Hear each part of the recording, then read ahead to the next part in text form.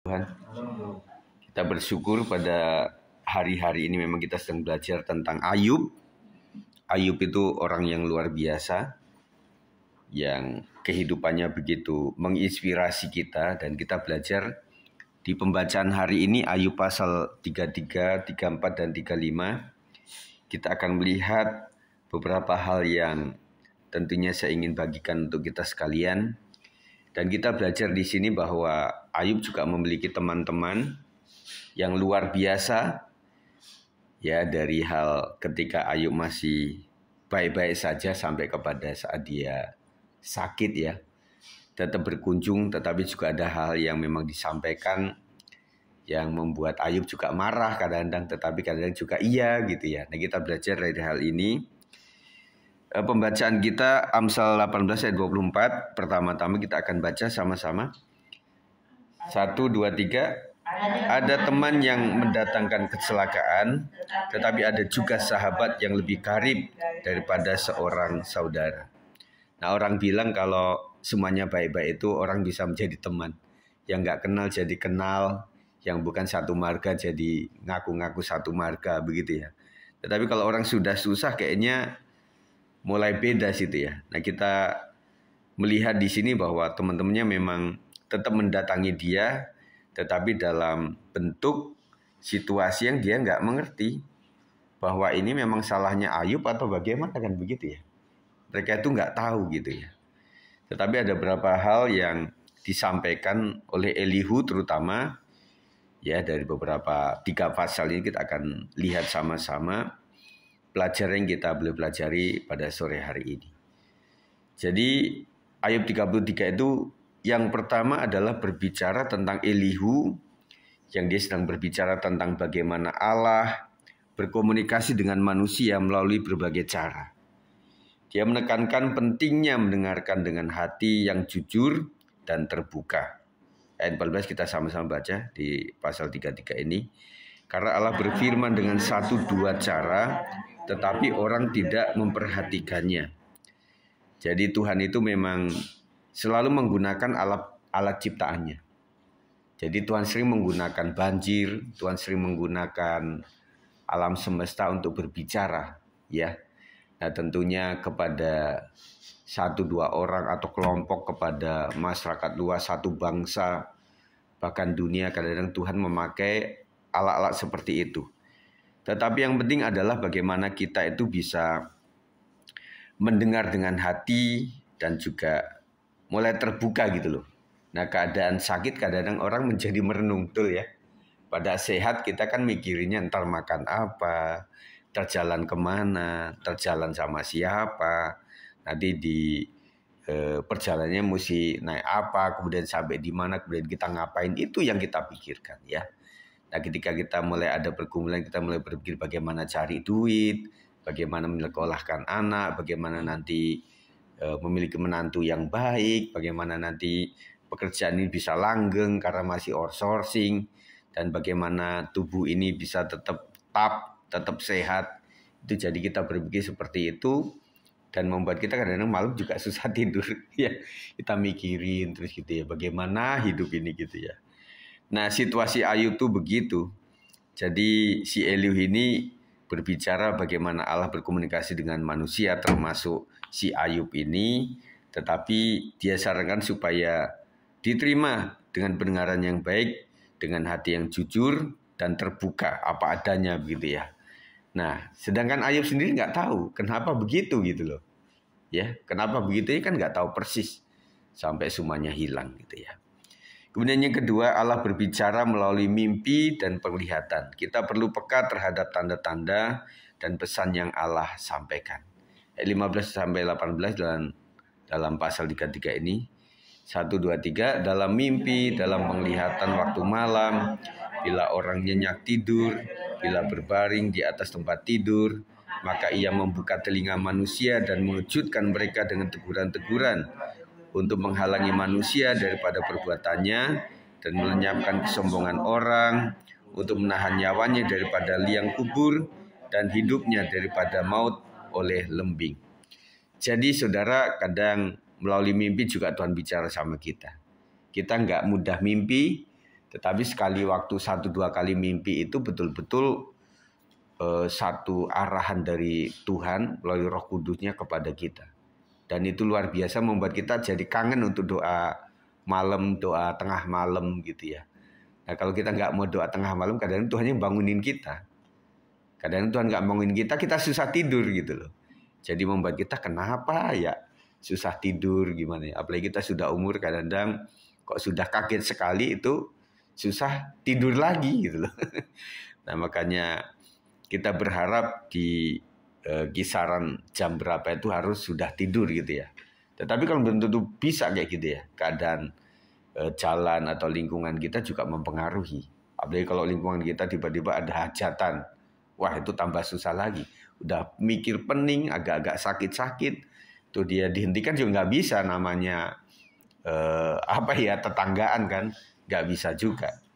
Dan global ini sudah mengupload teknologi baru dengan disiarkan itu apa-apa. Setiap jam pelajaran pakai bahasa Indonesia sama bahasa Inggris juga, karena kan plus ya, nasional plus penggunaan gitu. Nah ini kan paling dekat sama saya ini. Ya, corongnya itu paling dekat di sini kan. Jadi membuat juga keganggu, tetapi waktu sepi liburan juga kangen gitu ya. Dan kadang belum terambennya dan sebagainya itu kadang-kadang mengganggu juga, aduh nggak bisa. Tetapi ada orang juga yang ada sayup-sayup itu malah bisa istirahat. Kadang saya juga membaca Alkitab dengan cara audio. Itu lumayan tuh, reng-reng kayak lumayan 3 pasal sudah tercapai lah, saya sudah mendengar. Selanjutnya terserah kamu. Karena handphone saya di jam 12 malam itu pasti mati sendiri. Jadi ya udah mati gitu, tapi saya sudah tidur gitu ya. Nah, itu enak juga. Kadang-kadang keganggu juga. Nah kalau audio dalam bentuk kata-kata itu kan ada musiknya, kemudian ada kayak dramanya gitu, lebih stabil. Kalau musik kan beda-beda. Nanti musik pelan, nanti musik cepat ganti lagi, itu agak terganggu. Nah saya lumayan bisa itu. Tetapi intinya kadang-kadang pada saat sepi sendiri gitu, Tuhan banyak ngomong sama kita. Disebutnya meditasi, disebutnya saat teduh gitu ya. Ya kita berharap teman-teman kita juga ketika dalam keadaan yang lagi pusing gitu juga bukan memikirkan pusingnya itu, tetapi memikirkan jalan kehidupan dia, bagaimana Allah dan bagaimana kita harus melakukan segala sesuatu. Karena Allah adalah Allah yang adil dan juga Allah yang kasih. Tentunya dia mengasihi apa yang patut dikasih oleh dia, tetapi ketika ada hal yang agak mulai mengarah-arah itu Tuhan ingatkannya. Jadi dalam mimpi, dalam penglihatan waktu malam bila orang nyenyak tidur berbaring di atas tempat tidur, maka ia membuka telinga manusia dan mengujikan mereka dengan teguran-teguran. Jadi banyak teguran, saudara. Kemudian untuk menghalangi manusia daripada perbuatannya. Tuhan kadang-kadang juga bagaimana ya caranya untuk menghalangi manusia itu. Karena Allah kita bukan Allah yang kayak neneknya, kayak kakeknya, kayak kakak atau adiknya yang bisa pegangi tangan untuk tidak lakukan apa-apa. Kadang Tuhan juga caranya bagaimana ya. Akhirnya dibuatlah kita ya ada sedikit masalah dalam kehidupan kita, membuat kita kayak mendelay gitu ya. Tahu nggak? Mendelay gitu ya. Kemudian saya khotbahkan itu kan tentang orang itu bisa terlanjur karena fasilitas. Ya, kalau dia nggak punya duit, ya akhirnya mandek di rumah saja. Gitu. Jadi ketika dia punya ininya tebel ya, dia mikirnya nanti tanggal merah kemana, Sabtu Minggu liburan kemana, dan itu. Jadi tawaran juga, iblis juga tahu kan, wah ini lagi punya uang ini. Jadi pakai orang lain temennya untuk calling dia. Gimana? Bisa nggak minggu kita ketemu? Jam berapa? Nah, akhirnya pasti janjiannya itu jam waktu kita ibadah. Dan itulah menjadi kepedihan kita ya. Kepedihan kita sebagai orang-orang setia gitu ya. Nah kalau mereka yang nggak setia kan memang nggak no comment gitu loh. Apa yang mereka pikirkan beda gitu. Nah semoga dengan jalan hidup yang seperti itu kita mulai berpikir dan merenung kembali ya. Kemudian melalui doa dan hubungan dengan Allah kita dapat merasakan pemulihan dan penghiburan. Saya merasa bahwa doa dan juga hubungan yang baik dengan Allah itu membuat kita juga pulih, meskipun tidak langsung pulih, dari hari ke hari ya, dari malam ke malam, dari hari ke hari, minggu ke minggu, bulan ke bulan, akhirnya oh ya kita mulai terima, ya udahlah. Ya ini adalah memang kata Tuhan atau memang arahan dari Tuhan, ya udah nerimo. Akhirnya legowo. Nah orang itu paling membuat hidup jadi sehat karena legowo. Ya, makanya legowo itu nggak main-main loh. Dari istilah Jawa itu, kalau orang sudah legowo itu enak gitu loh. Dalam artian udah berdaya upaya. Maksudnya nggak masa bodoh nggak, itu salah juga. Arti kita sudah ini Tuhan kayak saya sudah lakukan ini, saya sudah lakukan ini, udah orang labora, saya sudah berusaha semuanya, dan akhirnya jalannya, akhirnya kita ikhlas. Akhirnya ikhlas ya sudah. Dalam arti ikhlas itu adalah sudah di belakang. Jangan pertama udah ikhlas, udahlah terserah. Rugi nggak apa-apa lah. Nah itu beda. Artinya kita sudah usaha dulu, sudah usahakan. Akhirnya terjadi seperti ya sudahlah pasrah aja lah. Yang penting kita tetap berusaha. Selanjutnya Tuhan yang memberikan yang terbaik. Baik, dalam pasal 34, Elihu menegaskan bahwa Allah tidak berbuat salah dan adil dalam segala perbuatannya. Ayat 12 kita baca, sungguh Allah tidak berlaku curang, yang maha kuasa tidak membengkokkan keadilan. Nah saudara, jadi di sini kita melihat bahwa Elihu ini mengingatkan kepada Ayub, saudaraku Ayub, Allah itu nggak akan salah. Dia itu Allah yang adil lah dalam segala perbuatannya. Dia ingatkan seperti itu. Kadang-kadang dalam segala sesuatu yang baik kita ngomong Allah yang adil itu luar biasa. Cepat, langsung plus gitu ya. Tetapi kalau kita sudah ngalamin kayak gitu, ya ketika orang nasihatin, ya kita bilang kamu aja yang nggak merasakan seperti apa. Iya. Jadi itulah yang membuat kita berpikir saya harus mengalami sesuatu yang membuat kata-kata saya itu bukan mati nasihat belaka tetapi sebuah pengalaman gitu ya. Nah makanya orang tua kalau nuturi atau nasihatin anak itu lebih mudah buat orang tua. Tetapi buat anak itu kan susah untuk dimengerti. Apa sih? Nggak boleh deketan sama anak, nggak boleh deketan sama temen, boyfriend atau girlfriend gitu. Emang kenapa sih? Gitu ya. Jadi larangan-larangan itu menjadi sesuatu yang kita mau khotbahkan, kita terjemahkan, presentasikan juga kadang nggak bisa terima juga gitu loh. Nah, ketika kita pernah mengalami seperti itu, kita ungkap dia ke dia, nanti bilangnya lagi ya beda lagi. Ya papa, mama kan beda jawabannya. Jadi susah banget untuk melakukan itu ya. Makanya anak-anak itu mesti ngalamin dulu baru mereka belajar banyak. Jadi dikatakan oleh Elihu, Ayub, Allah itu nggak berlaku curang lah. Saya percaya bahwa dia Allah yang maha kuasa dan tidak akan membengkokkan keadilan gitu. Pasti ada keadilan yang Tuhan ingin lakukan begitu ya. Ayub terima nggak? Ya nggak terima lah. Gimana adilnya di mana gitu. Orang saya, nah kamu ngomongnya enak. Lihat aku garuk-garuk setiap detik, setiap waktu sampai pakai tembikar, sampai pakai beling gitu loh. Dan saya dikucilkan daripada keluargaku. Saya kehilangan semuanya. Emang rasa enak gitu. Tetapi sahabat Ayub tuh lumayan menjadi sahabat sejati juga sih. Karena sahabat sejati itu nggak cuma ngelus-ngelus, tetapi juga negur gitu ya. Jadi makanya ini yang kita mau bangun di gereja kita. Jadi tidak cuma lu sahabat ketika baik, waktu nasihat dikasih nggak mau jadikan dia nasihat sahabat lagi. Bukan begitu. Dia mengajak Ayub untuk memahami hukum-hukum Allah dan mengakui kebesarannya. Ayat 21 sampai 24, 1, 2, 3. Karena matanya mengawasi jalan manusia dan ia melihat segala langkahnya. Tidak ada kegelapan ataupun kelam kabut di mana orang-orang yang melakukan kejahatan dapat bersembunyi. Karena bagi manusia ia tidak menentukan waktu untuk datang menghadap Allah supaya diadili. Orang-orang yang perkasa diremukkannya dengan tidak diperiksa dan orang-orang lain diangkatnya ganti mereka. Jadi temannya mengajak supaya Ayub ini memahami hukum-hukum Allah dan mengakui kebesarannya. Istilah kata apa sih kita itu ciptaannya mau mereka-reka Allah gitu loh. Mau nyogok Allah atau berbuat sesuatu kepada Allah. Kalau Allah sudah lakukan sesuatu ya itulah karena dia punya kuasa. Dan dia punya kebesaran di situ gitu loh. Jadi udahlah akui saja begitu ya. Jadi orang bijak akan setuju bahwa Ayub berbicara tanpa pengetahuan. gitu ya.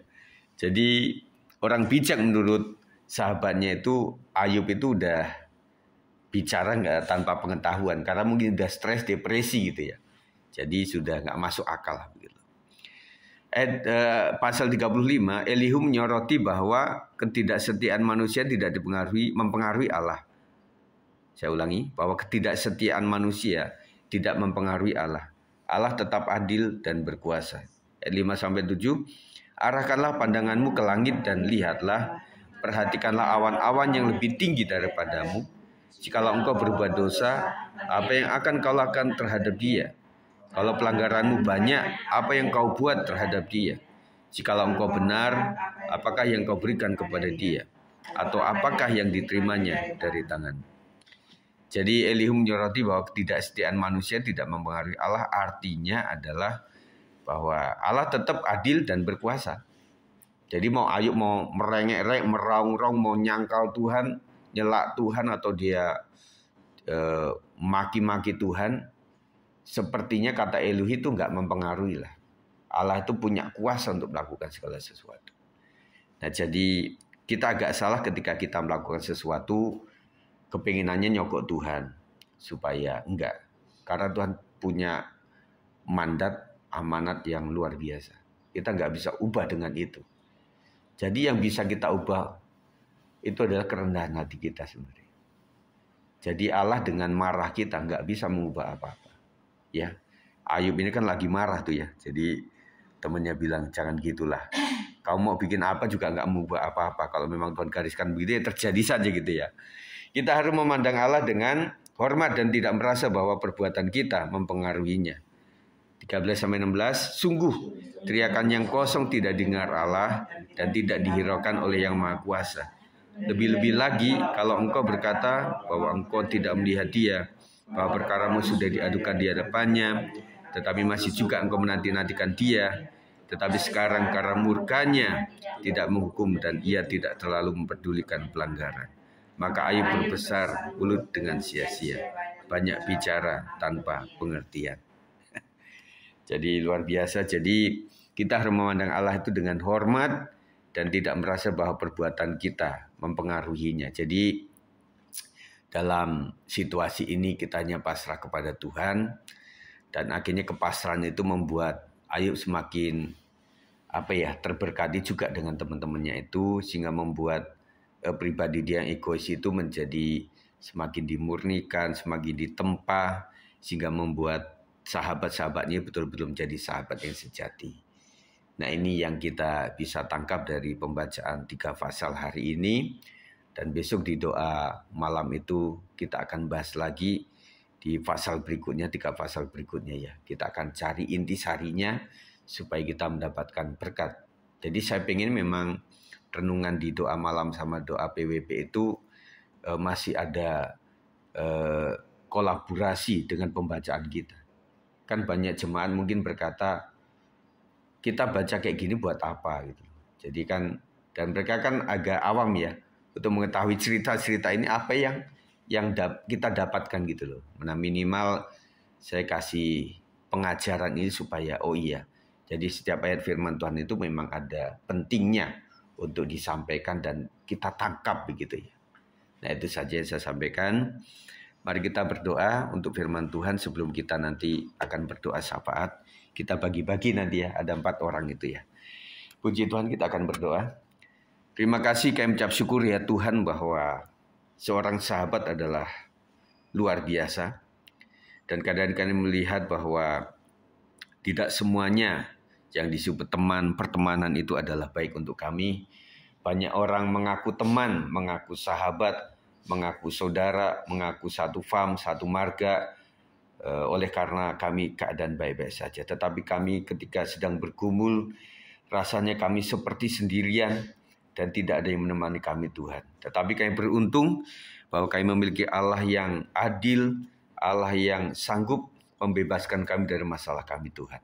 Sebentar kami akan mendoakan secara bergantian untuk doa syafaat, dari mendoakan negara sampai kepada jemaat kami, gereja kami serahkan semuanya ke dalam tangan Tuhan. Di dalam nama Yesus, kami terima firman Tuhan ini, supaya menjadi berkat bagi kami, menguatkan iman kami, dan kami faham apa maksud dari semua yang Tuhan izinkan itu Tuhan. Tentunya mendatangkan kebaikan untuk membuat kami dewasa rohani, semakin taat kepada Tuhan, semakin seturut dengan kehendak Tuhan dan bukan kehendak kami sendiri Tuhan. Kuatkan setiap kami supaya kami boleh melakukan kebenaran ini meskipun banyak gangguan dan godaan Tuhan. Kami percaya bersama Tuhan kami bisa melakukannya. Dalam nama Yesus kami terima firman Tuhan ini dengan mengucap syukur. Haleluya. Amin.